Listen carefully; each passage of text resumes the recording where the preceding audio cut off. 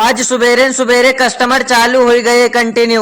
Hello guys, हमारा नाम है हकीमो। हम करे थे पूना में कमो तो सुबेरे आँखी नहीं खुलत रहते, फिर भी मिलते हुए पहुंच जीते कैफे के पास में। फिर पहुंच के शटर खोल देते। शटर खोले के बाद में बोर्ड उठा के बाहर रख दी थे।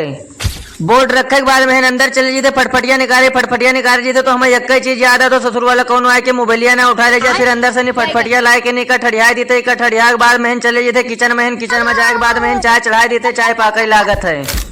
थोड़ी देर चाय पकाई थे, फिर थोड़ी देर पाक जाते, उसके बाद में हो जाता। फिर चाय छन्नी से छान देते। छाने के बाद में थर्मस में डाल देते। थर्मस बंद करके बाहर उठा के रख देते। फिर जादू मंत्र से कांदा टमाटर काट देते। काटे के बाद में बाहर चली जाते। सठवा के काग मुताबिक सबसे पहले ले जाके सठवा के भगवान के चाय पिला देते। फिर 2 कस्टमर आ जाते। फिर इन लोग की टेबल पर बैठ जाते। फिर इन लोग के बैठे के बाद में मेनू कार्ड दे देते। ऑर्डर लिए के बाद में हम चले थे किचन में ऑर्डर पकावे लागे थे।